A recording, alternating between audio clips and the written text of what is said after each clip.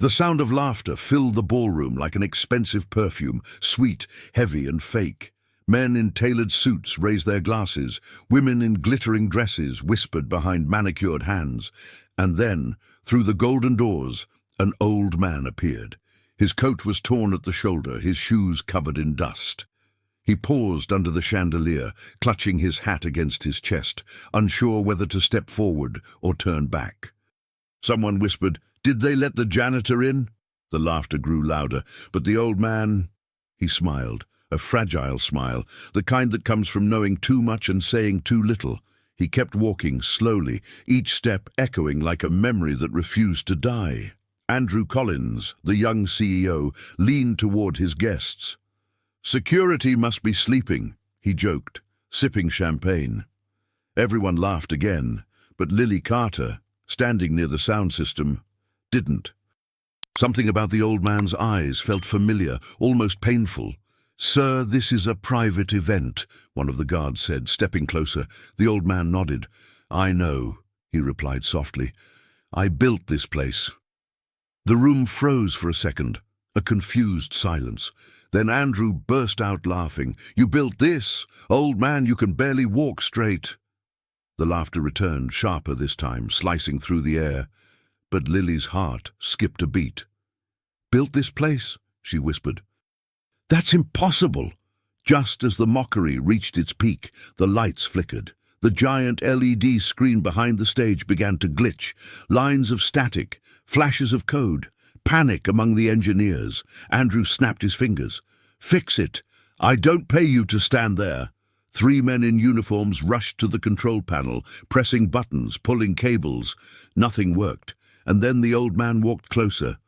"Careful," one of them said. "You'll get hurt." But he ignored them. His trembling hands moved with unexpected precision, adjusting a single loose wire, whispering to himself, "You never changed the core module. Still the same design." The screen blinked and came back to life. A collective gasp filled the ballroom. He turned around slowly. "I told you," he said. "I built this place." Lily's eyes widened. "Wait, Harold Bennett?" she murmured. "The founder?" Andrew's smirk faded for the first time. "He died 10 years ago." The old man straightened his back, the weakness gone from his voice.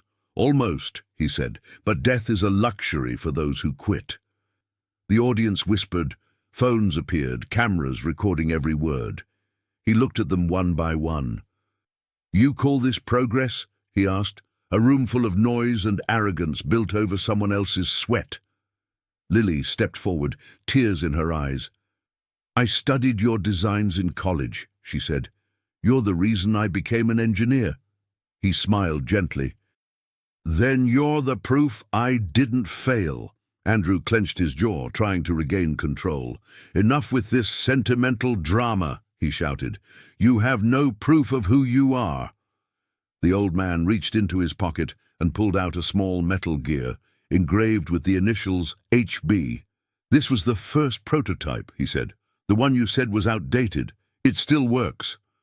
He placed it on the table, turned a hidden latch, and the gear began to spin on its own, perfectly balanced. Gasps filled the room again. One of the older engineers stepped forward. "It's true. That's the original piece from the first reactor model." Andrew froze.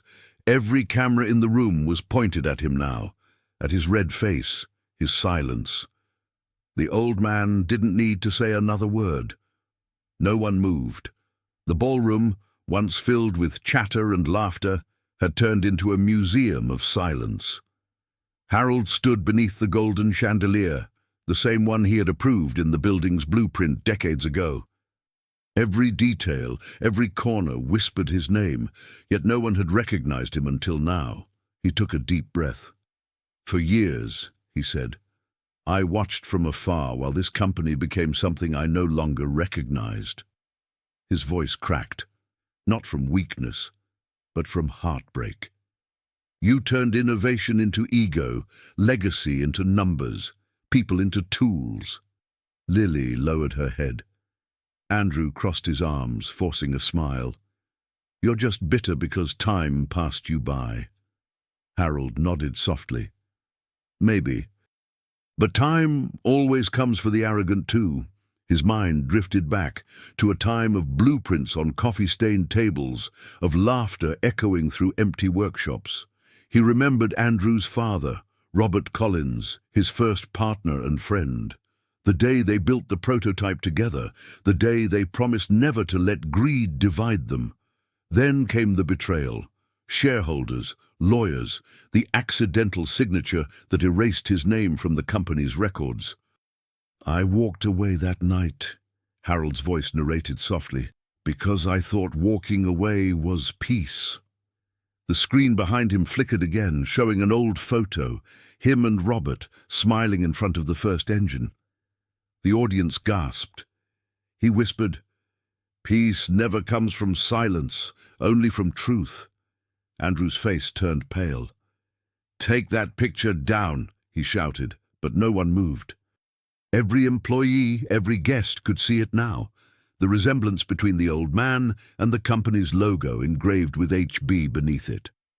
Lily whispered, "He's the real founder, not Robert." Someone else murmured, "No wonder the designs never matched his father's style." Andrew's voice trembled. "You don't understand. He abandoned us."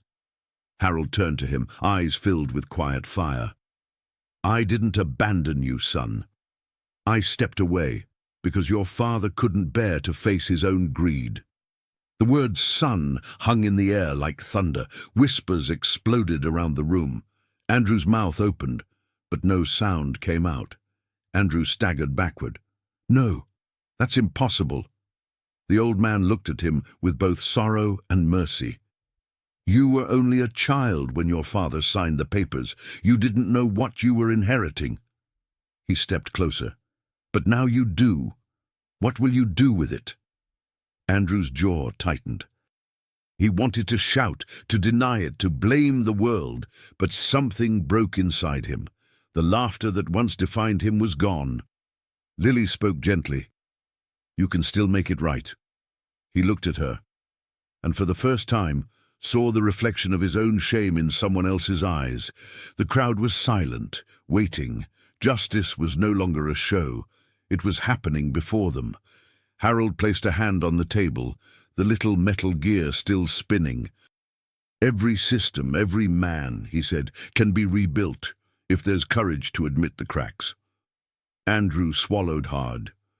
"And if there isn't?" Harold smiled sadly. "Then the structure collapses, always." He turned to Lily. "I'm leaving this company to those who still dream, not those who just count." Gasps echoed. Andrew froze. You don't even have..." "Proof?" Harold interrupted, pulling a document from his pocket.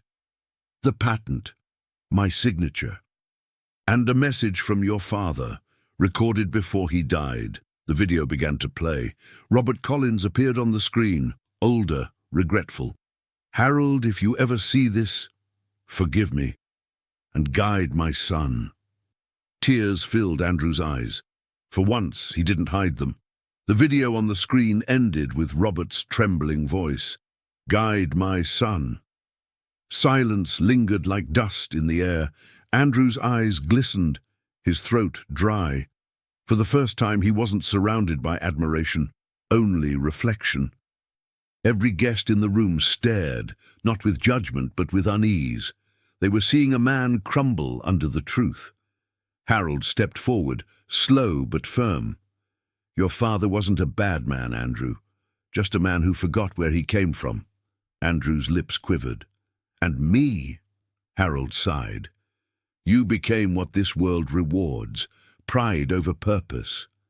He placed a hand over Andrew's shoulder. "I didn't come here to destroy you. I came to remind you that everything can be rebuilt, even a heart that's gone cold." The young man lowered his head.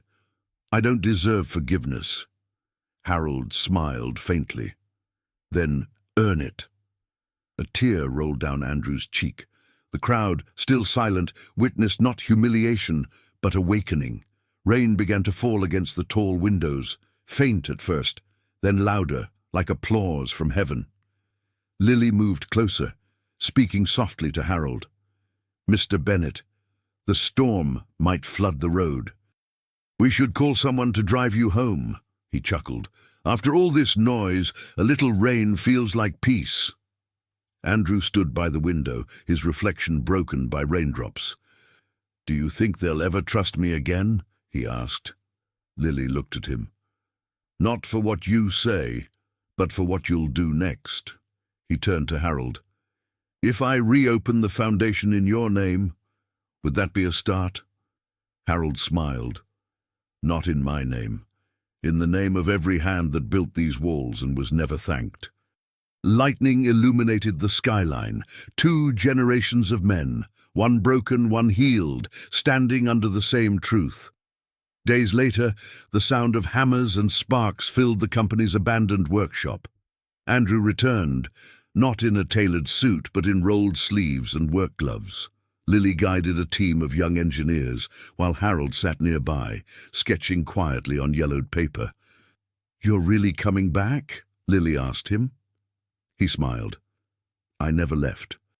I was just waiting for the right noise to turn into music again." Andrew stopped welding and looked at him. "I used to think leadership was control. But it's just service, isn't it?" Harold nodded. "You finally understand."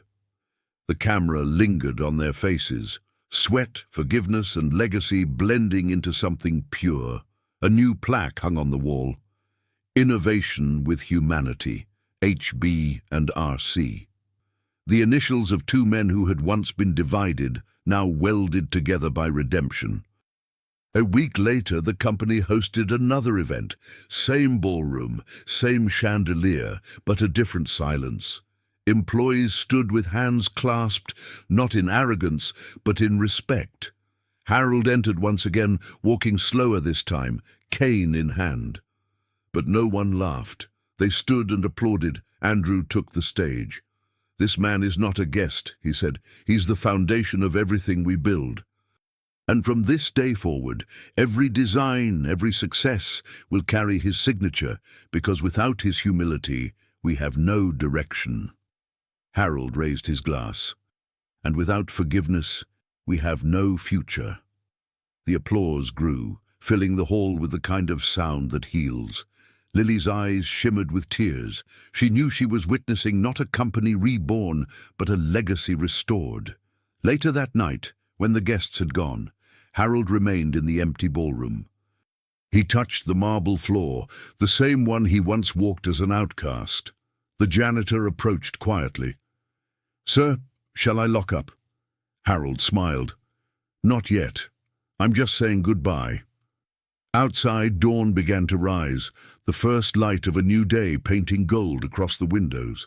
Lily entered, holding a small box. "It's from the archives," she said. Inside was an old note, handwritten by Robert Collins. "A man's true wealth is measured by the people who carry his values forward." Harold closed the box gently. "I suppose that means I'm the richest man in the room." Lily smiled. "No, sir. You taught us all how to be." The camera pulled back. The chandelier dimmed, leaving only the glow of morning and the whisper of legacy. The morning was drenched in silence. A faint mist floated between rows of gravestones as Harold stepped into the cemetery, his breath visible in the cold air. The world smelled of damp earth, rust, and forgotten flowers. His footsteps echoed faintly on the stone path, and each sound seemed to speak of a lifetime he had spent trying to make peace with ghosts. He carried a single white rose in one hand, and in the other his cane, a reminder of the years that had taken everything from him, except his will, to stand tall.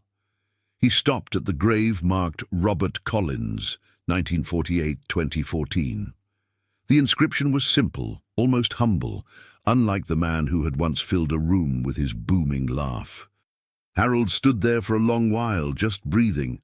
The rain began to fall again, light and thin, tracing the letters of his old friend's name like tears from heaven. "You were right, Robert," Harold whispered. "I was stubborn. Maybe we both were. The wind rustled the trees behind him, as if the world was listening.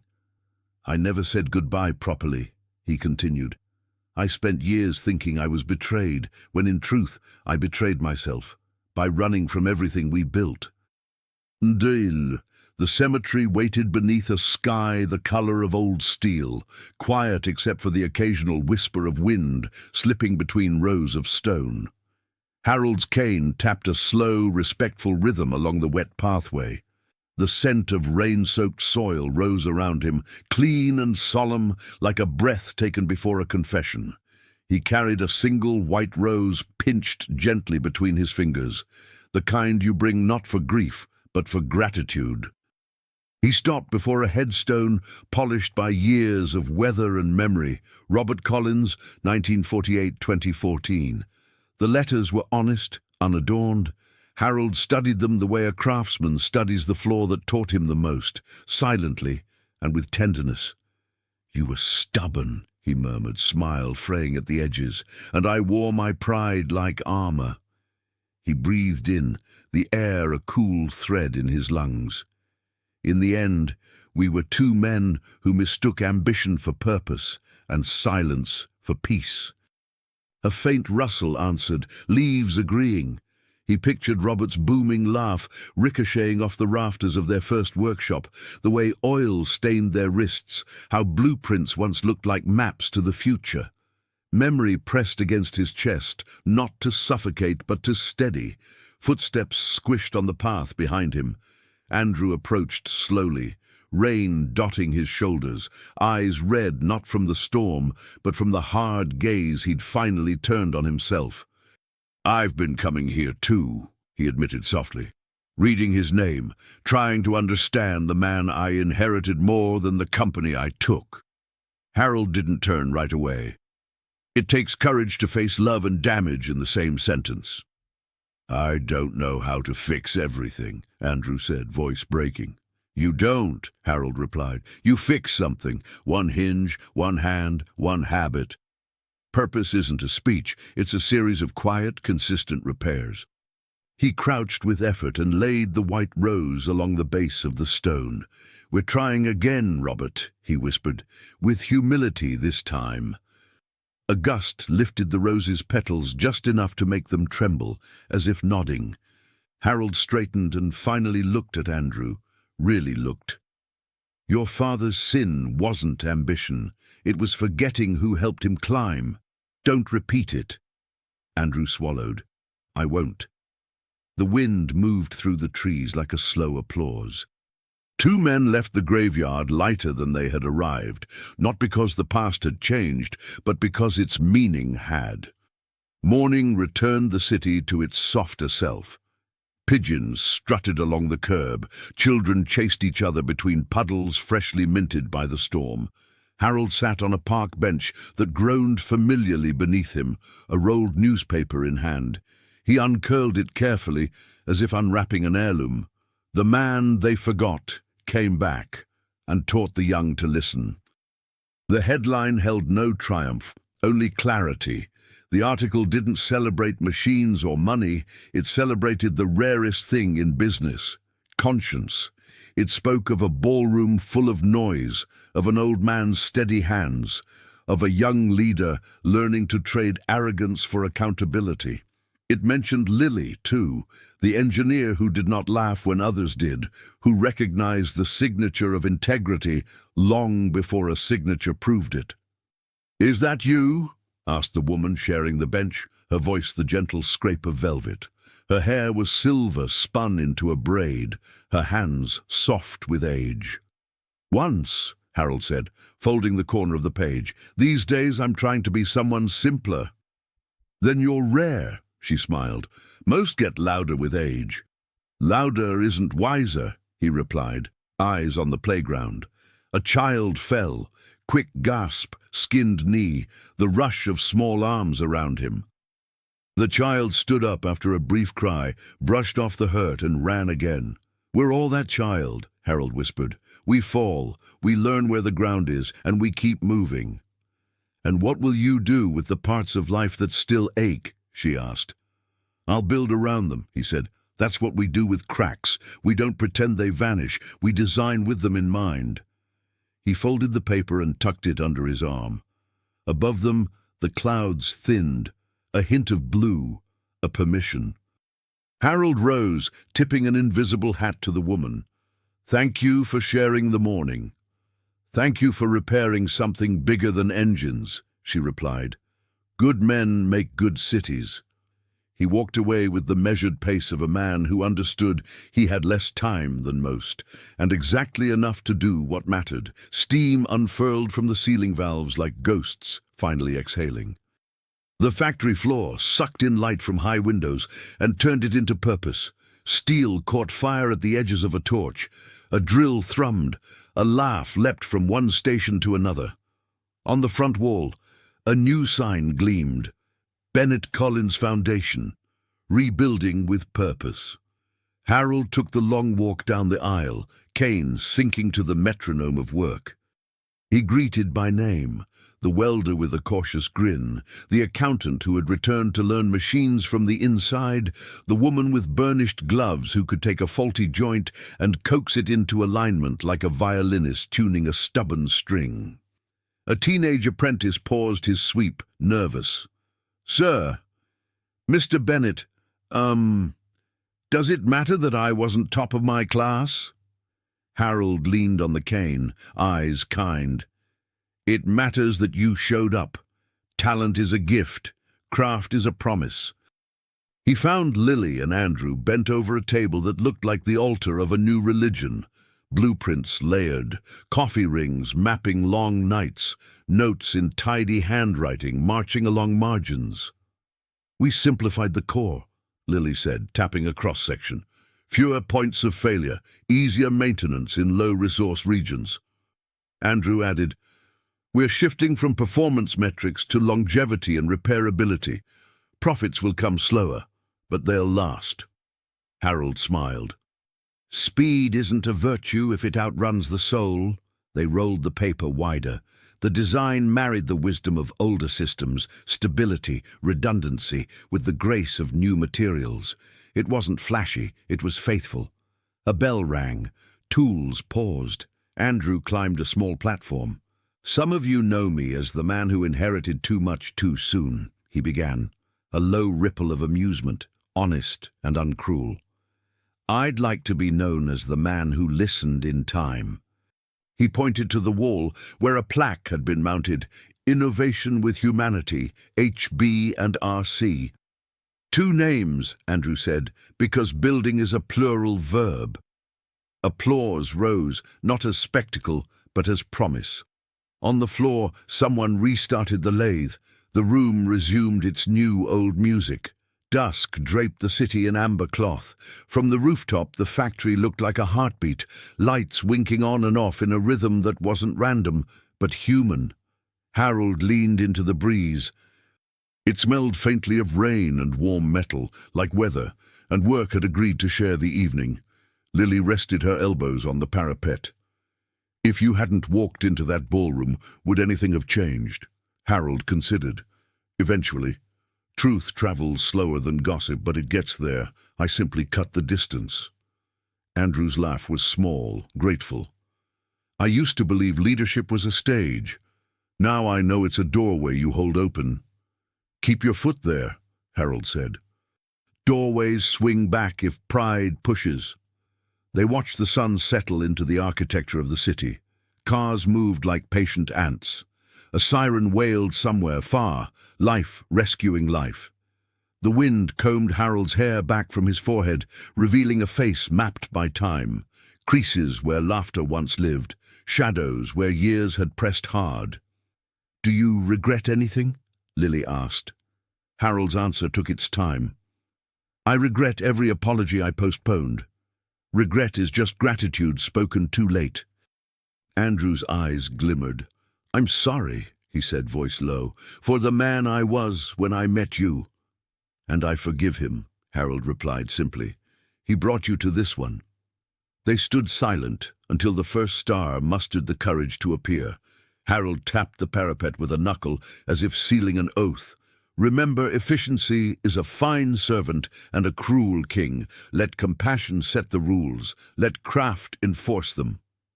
The city's lights blinked in agreement. Night, when it arrived, felt less like an ending and more like a deeply earned pause. The office kept the last lamp burning. Outside the window, the factory lay in a soft constellation of warm bulbs, each one a small cathedral for the work of hands. Harold sat with paper, fountain pen, and a gear polished by years of being turned, studied, loved. To the next dreamer who will one day sit where I sit, he wrote, letters looping steady and deliberate. You will be tempted to confuse attention with impact. Do not. Noise rusts fast. Quiet repairs last. He paused, listening to the tick of a distant wall clock that had outlived 3 CEOs and 2 renovations. Survival by consistency. You will be told to think bigger, he continued. Do. But measure bigness by how many lives are lifted, not how many headlines know your name. Remember, a machine without mercy is a weapon. He signed his name, then added below it, smaller, humbler, apprentice, forever. He slid the paper into an envelope and tied it with a thin red cord, the kind they used to bind prototype notebooks no one else believed in yet. He set the old gear spinning gently upon the desk. It turned and turned and turned, as if obeying a law kinder than gravity. Legacy, he whispered to the empty room, is motion entrusted to other hands. He stood, pressed his palm to the window, and let the cool glass remind him he was still here for now, in a world that, at last, felt repaired enough to hold good sleep. The lamp clicked off. Darkness did not feel like absence. It felt like trust.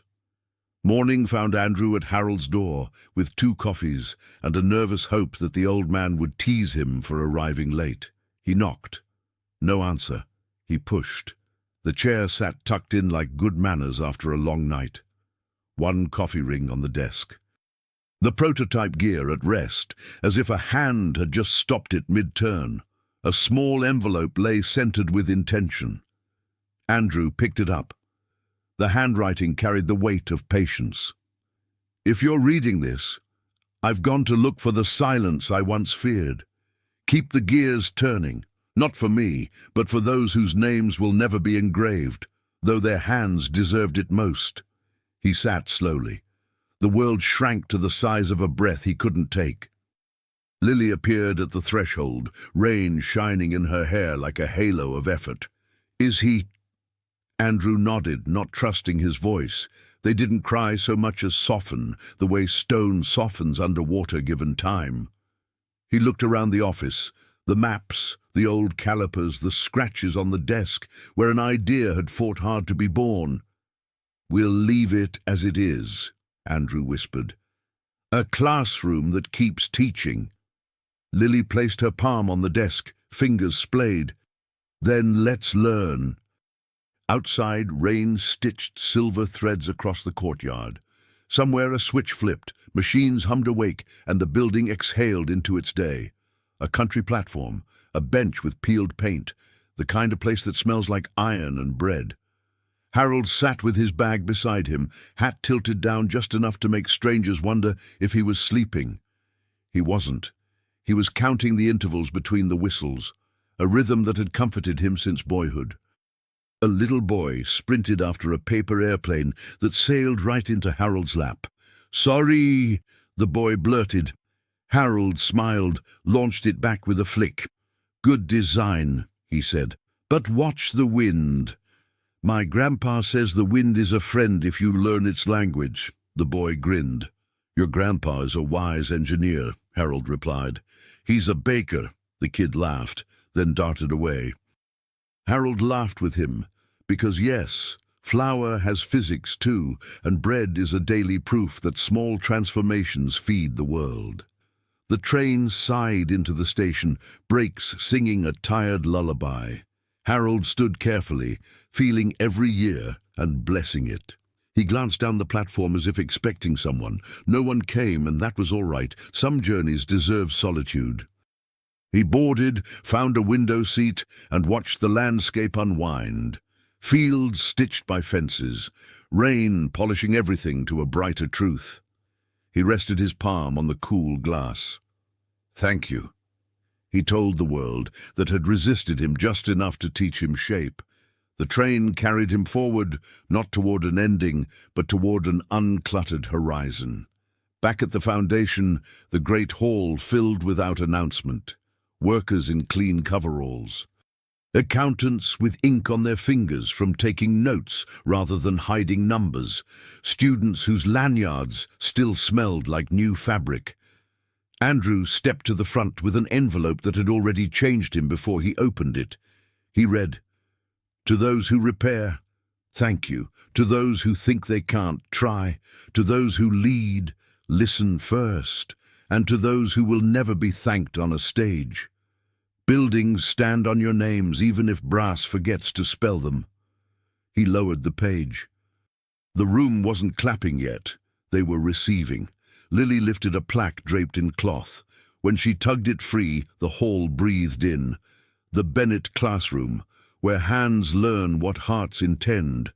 A scholarship fund launched that day, not with fanfare, but with files. 3 apprentices received toolkits with their names etched alongside HB, not below, alongside. The difference mattered. "Legacy isn't a ladder," Andrew said. "It's a table. Pull up a chair." Hands that had held hammers reached for pens to sign the first pages of new lives. Somewhere, the building seemed to get taller without adding a floor. Months later, the valley wore a crown of white turbines. Each base bore a small emblem, not flashy, not loud, HB. The initials caught afternoon sun like a wink from history. Lily and Andrew stood on a ridge. The wind bullied their coats and cleaned their lungs. "He'd say the angle is wrong," Andrew smiled. "He'd say the angle is never as important as the intention," Lily countered. "Then he'd fix the angle anyway." They looked out over the field. Blades carved circles into the sky, each rotation a punctuation mark in a sentence the earth finally understood. The low hum felt like the big cat purr of the planet. Above, clouds marched slowly, dignified. A pickup rumbled up the service road. A farmer hopped out, hat in hand. "Heard the powers already cut my costs," he said, not wasting words. "Feels like cheating to get this much good for this little noise." "It's not cheating," Lily said. "It's design on its best behavior." Andrew crouched, ran a hand along the base plate, the HB square cool beneath his palm. "We didn't build monuments," he murmured. "We built manners, machines that know how to treat a place." The wind shoved their backs gently, as if to say, "Keep going." A classroom buzzed with the bright disorder of curiosity. On the wall, a framed page, Harold's letter, hung beside photos. The old workshop, the ballroom, a shot of 3 figures on a rooftop at sunset. A young woman in a navy jacket stood at the front, her hair clipped back, her eyes steady. Her badge read, "Program Director, Bennett Classroom." "Today's lesson is tolerance," she said, and the students groaned until she grinned. "Not social tolerance, mechanical. The grace you give a system when it isn't perfect, but is earnestly trying." She passed around a gear. It was slightly off-center by design. Listen for the wobble. Feel how the system adapts. In machines, as in people, tolerance determines whether motion becomes damage or music. After class, she sat at her desk and opened a small box lined with old red cord. Inside lay a tiny metal disc engraved with HB. She rubbed her thumb across it, a ritual both secular and sacred. "Thank you," she whispered, to a man she had never met who had nonetheless met her needs a decade before she had them. Outside, turbines turned. Inside, minds did. The film returned to the valley at golden hour. The camera lifted slowly, turbines shrinking to toys, the foundation building a child's block, the city a mosaic of quiet intentions. A voice, Harold's, arrived like a familiar coat across the shoulders. If you ever build something, let it have a soul. The world has enough machines. What it needs are hands that remember why they turn, leaders who remember for whom. When you forget, go where the wind is honest and listen. It will tell you if your angles are wrong. Adjust. Try again, and when you're done, leave tools where others can reach them. Fade to black. A single line appeared white and unornamented, dedicated to every underestimated hand, every delayed dream, every heart that decided to begin again. A beat. Then one last card, quiet, human, inviting. Tell us in the comments, what part of this story repaired something in you today? If you still believe in second chances, subscribe and help us build the next one. He placed the rose gently on the grave, and for a moment he thought he could hear Robert's laugh again, the one that used to fill their workshop when the world was still young. Andrew stood a few steps behind, soaked from the drizzle, hands deep in his pockets. His voice trembled when he spoke. "I used to think success meant never making mistakes." Harold turned, his eyes tired but kind. "Then you never truly succeeded." The camera panned out. Two men, one old, one learning, standing before a grave that symbolized both loss and rebirth. The rain continued to fall, washing away what little remained of Harold's guilt. The park was alive with morning light. Birds flitted through the trees, their wings scattering droplets from the night's rain. Harold sat on a worn wooden bench, his overcoat buttoned to the neck, a newspaper trembling in his hands. Across the front page, "The man they forgot returns, rebuilds hope where pride once stood." He read the article slowly, his lips moving along with the words, as if reciting a prayer. The writer had captured it perfectly, not the machinery, not the business, but the humanity behind it. The piece spoke of forgiveness, legacy, and the courage to begin again. An elderly woman sitting beside him peeked at the headline. "You're that man, aren't you?" she asked, smiling softly. He looked at her, unsure whether to admit it. "I was once," he said. She nodded. "You must have done something right. The paper never writes kindly about anyone anymore." They shared a laugh. Harold folded the paper and leaned back, looking up at the sky. The clouds parted slightly, revealing slivers of blue between the grey. He thought about Robert, about Andrew, about the years lost to bitterness. "I used to think redemption was something people gave you," he whispered, "but it's something you build, brick by brick, with your own two hands." The woman looked at him with gentle curiosity.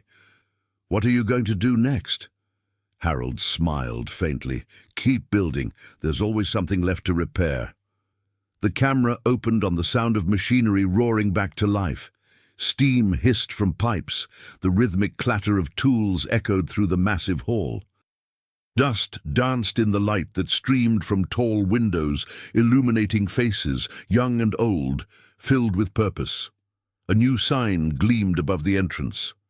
Bennett Collins Foundation, rebuilding with purpose. Inside, Harold walked the aisle slowly, his cane tapping against the concrete. He greeted each worker by name. There was no hierarchy now, no divide between hands and minds, only people rebuilding something bigger than themselves. A young man approached, nervous. "Mr. Bennett, is it true you used to build the engines yourself?" Harold chuckled. "Every bolt and screw, son. That's why I still limp." Laughter rippled through the crowd. In the distance, Andrew and Lily were working at a drafting table covered in blueprints. "We redesigned the prototype," Andrew said as Harold approached. "But this time, it's not about power, it's about sustainability." Harold leaned in, tracing the lines with a trembling finger. "And heart?" he asked. Lily smiled. "Always." The hum of the factory grew stronger as the camera pulled back, revealing the whole team working together like clockwork. The sound of progress blended with the echo of purpose. a rhythm only redemption could compose. The rooftop was bathed in orange light. The city stretched endlessly below, rivers of gold and shadow. Harold leaned against the railing, the wind tugging gently at his coat. Lily and Andrew stood beside him, quiet. For a long time, no one spoke. Then Lily broke the silence. "Do you ever regret coming back?" Harold smiled faintly. "Every day, and yet I wouldn't change it." Andrew frowned. "Why regret it?" "Because coming back means remembering," Harold said softly. "And remembering hurts. But forgetting kills you slowly." The wind grew stronger, carrying the distant hum of the factory below. Lily's eyes glistened. "He'd be proud of you, you know. Robert." Harold's jaw tightened. "I hope he's laughing at me instead. He always said I'd only learn humility when I lost everything." They laughed together quietly, the kind of laughter that comes from shared pain. Harold looked at them, two young lives burning bright. "Don't let success make you blind," he said. "When power speaks louder than compassion, everything collapses." The camera drifted upward, showing the three of them silhouetted against the sunset, past, present, and future in one frame. Night fell slowly over the city. The lights of the factory dimmed one by one until only Harold's office remained lit. Inside, the old man sat at his desk, pen in hand, the city shimmering beyond the window. He wrote in silence, pausing often, not from fatigue, but from reflection. His letter began simply, "To the next dreamer who will one day sit where I sit tonight." He wrote about failure, about pride, about how easy it was to lose your way when the world confuses noise for greatness. He wrote about Robert, about Andrew, and about the power of choosing to stay kind when life gives every reason not to. His hand trembled slightly as he signed his name. He folded the letter carefully and sealed it inside an envelope marked, "To be read when I'm gone." Then, with slow deliberation, he placed his old prototype gear atop it, the first thing he ever built. It spun gently in the faint breeze from the open window. "Legacy isn't metal or money," he whispered. "It's motion." He turned off the lamp. The screen faded to darkness. Only the sound of the gear spinning remained.